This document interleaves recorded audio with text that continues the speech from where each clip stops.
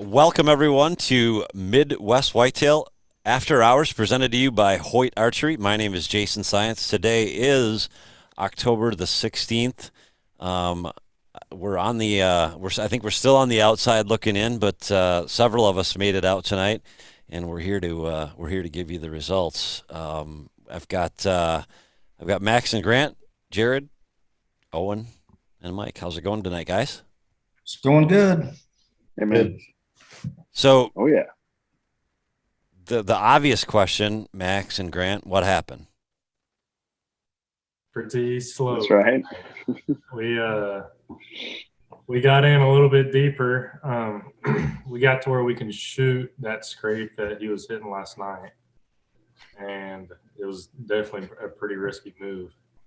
But we got in there, and thank God for the wind, because we hung in a locust tree and took it like, it's like an hour and a half to get. So thank God for the wind, because if we wouldn't even seen a deer, I don't think, if we didn't have that wind. But we saw a doe and a fawn at last light, and that was it. But we weren't to where we could see the alfalfa at all. So we were pretty much just banking on him coming in that clearing where he was last night, but he never did show, of course. So Did you get a camera hung? we did get a camera hung, yep. That was probably one of the most pins and needles sets I've been sure. on in a long time. Like, you can't obviously know if he's bedded right there, but if he is, you don't know. We're probably within 50 yards of potentially where he was laid down yesterday, and it was just like I'm not sure yet if it was coyotes that we kind of snuck up in on, because something kind of got up and started stirring around. It might have been coyotes, but first twig snapped and both of us like looked at each other. It was on. I don't think we said like one word to each other all night, because we were just so like on edge. Because like if he comes in that clearing, I mean he's there. He's like 15 yards. Yeah. I mean, there's no time to get anything situated or anything. So we were just on lockdown the whole night. We got in tight, that's for sure. I don't know. Curious to know if he got back in there last night, or he's out fiddling around, or just took another exit route. But we had a lot of confidence. That just off wind that we had last night was the same we had tonight, and even was a little bit better for us. Still really good for him or whatever, deer's in that bedding area, but guess he wasn't there. He took another route. What kind of wind speeds did you guys have tonight? It's like 15 probably.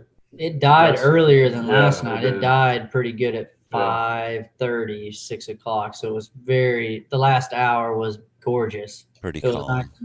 nice. I forgot my jacket somewhere, so I froze, but it felt really good.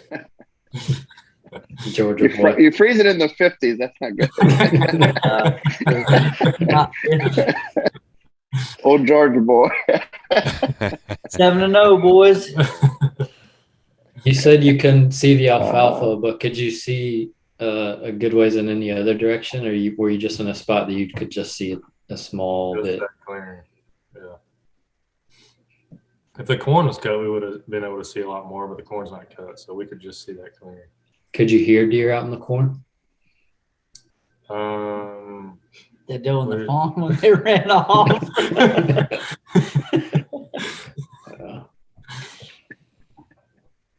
How'd you do, Owen? One of those sets where you just soon go to bed and forget it ever happened. It's kind of one of those.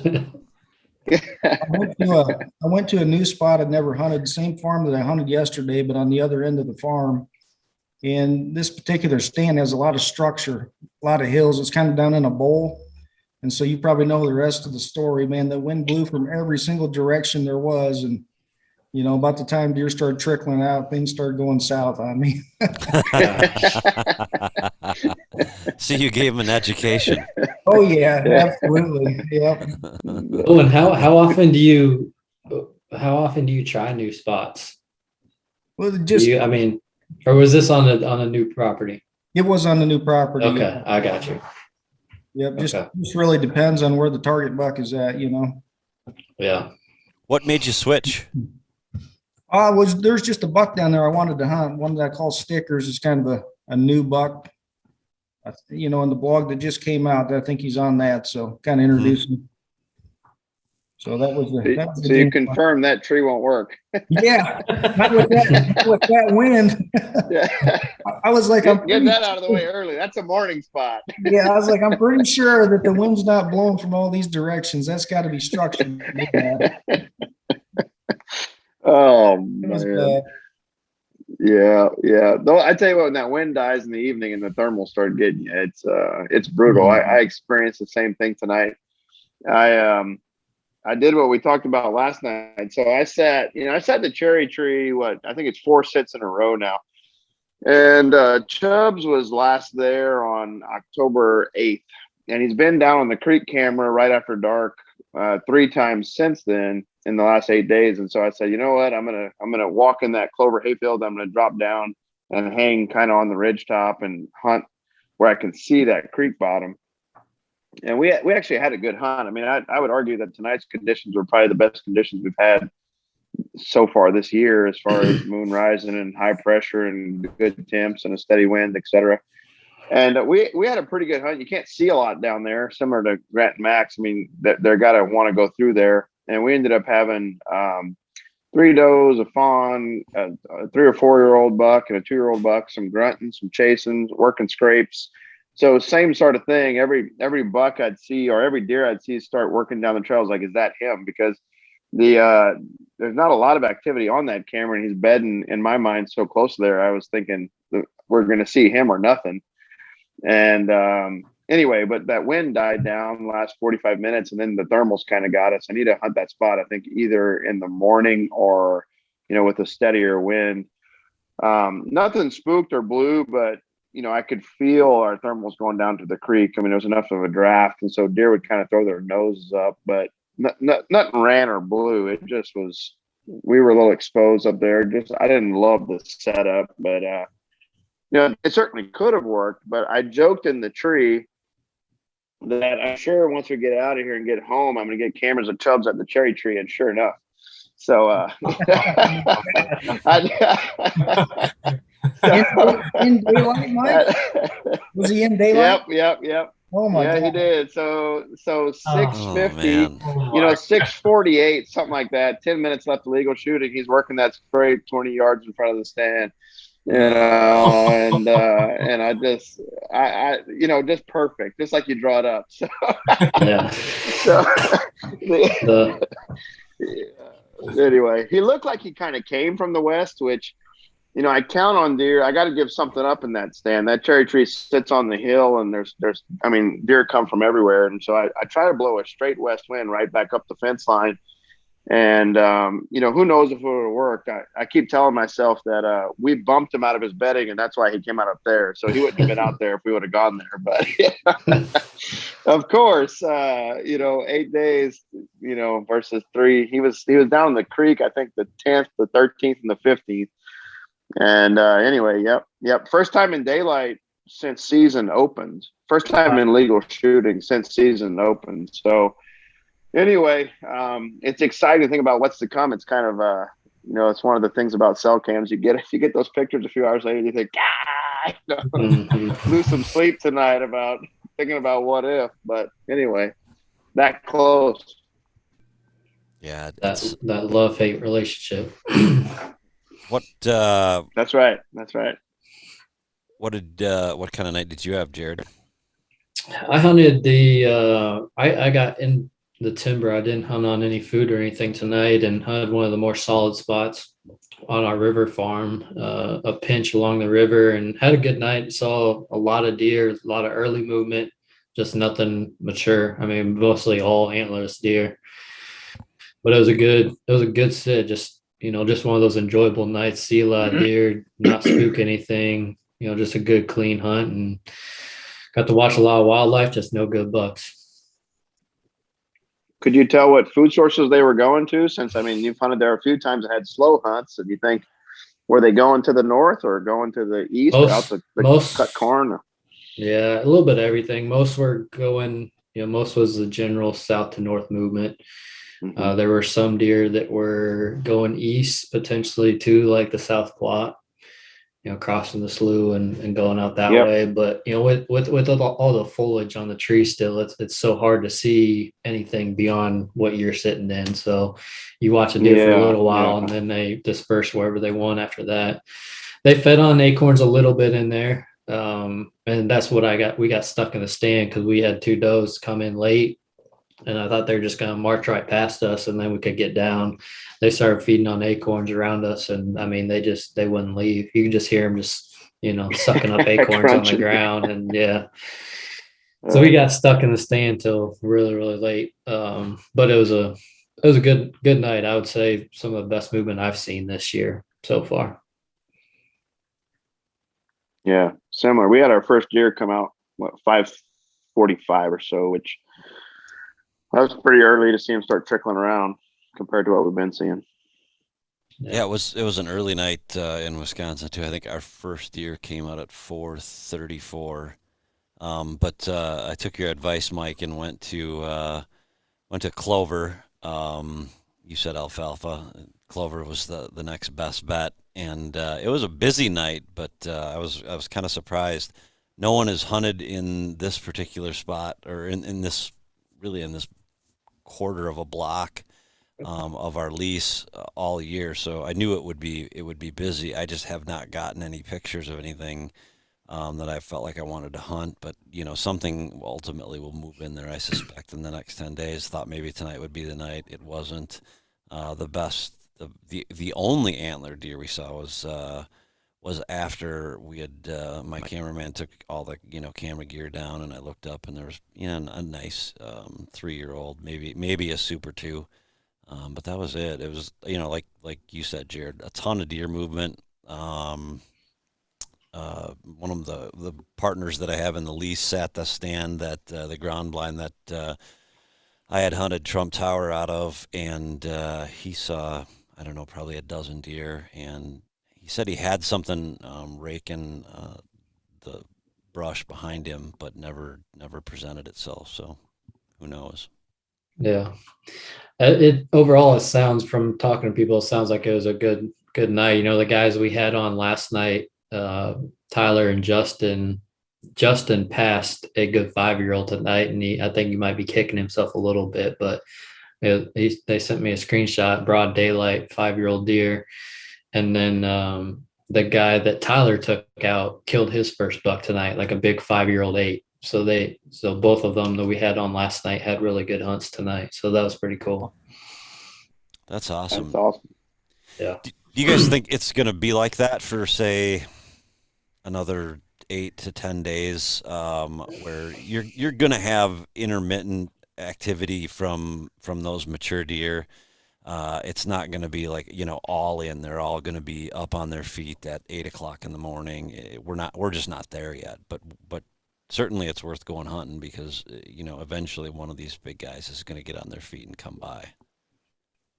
Yeah, I think we're still in the time frame where it's a lot dictated by weather. And we might see a little bit of a lull. We're still probably a week and a half away from that late October time frame that we really like to start hunting hard. But I think it's going to warm up maybe a little bit this week, so we might see a little bit of slowdown in the activity before it starts to get good again.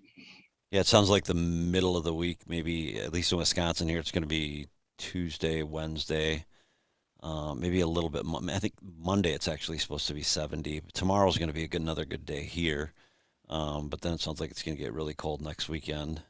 And Yeah. Wisconsin, I always say that the 25th is go time.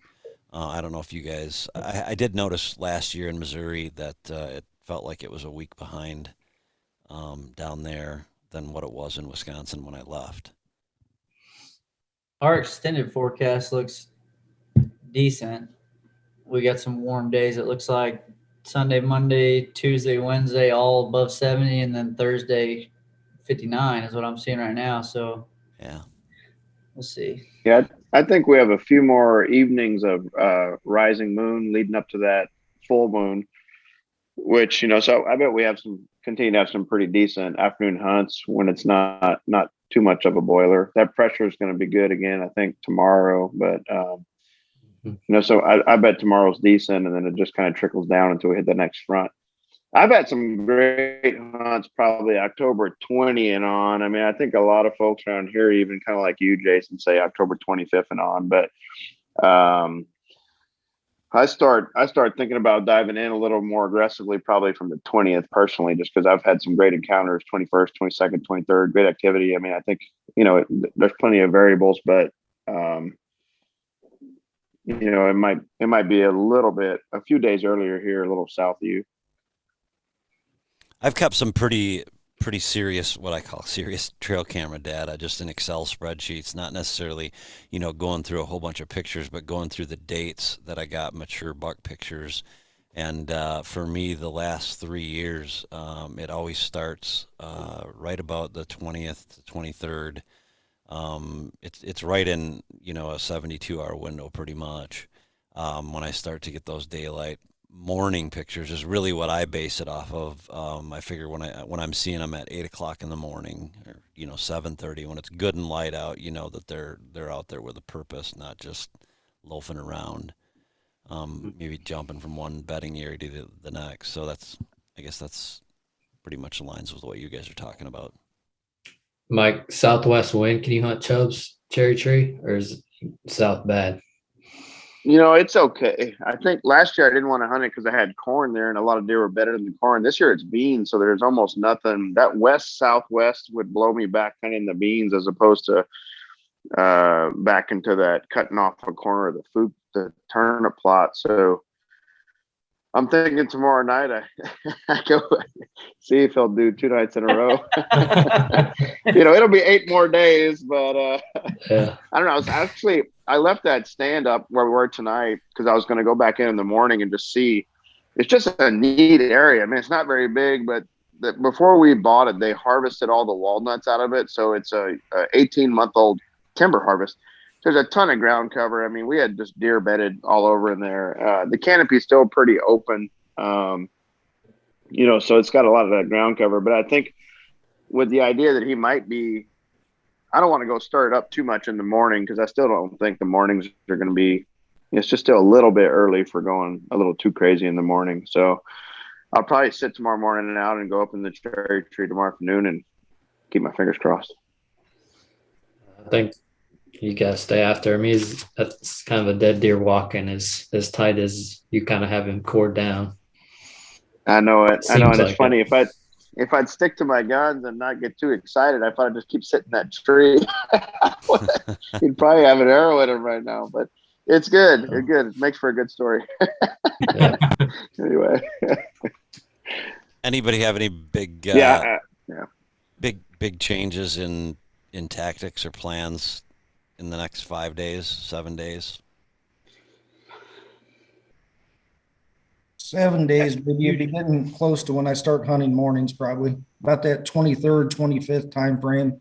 I'll switch to start hunting mornings. So that'll be a little bit of a change. And when you switch to hunting mornings, are you you're obviously probably getting between food and bed? Yep, most of the time, get close to the bedroom. But yeah, travel routes, pinch points and what have you. Yeah, I'm excited. I love hunting mornings. I mean, once it gets to be that time, I definitely prefer a morning sit over an evening sit, especially, in the filming world, you're getting more light as the hunt goes on rather than losing light. And it's, I don't know, I've always had more enjoyable, more fun sits in the morning. Yeah, I agree. Yeah. It's generally a little easier to film and well, my phone doesn't ring nearly as much in the morning as it does in the afternoon. So That's true. Yeah. Well, does anybody have anything else? It sounds like it pretty much, other than Max and Grant letting us down, it sounded like it was pretty much of a carbon copy of last night. Yeah, pretty solid 2-day stretch, and hopefully we can finish the weekend out strong with tomorrow night too. Yeah, I'd Yeah, say agreed. tomorrow night here it looks really, really good, really promising. I haven't decided if I'm going to go to the southwest part of the state or stay here close to home. I'm not 100% sure. Awesome. Well, good luck. All right. Well, that's about all we've got for tonight. Am I correct? Yes, All sir. right. You guys have a good night. Talk to you guys Thanks, soon. guys.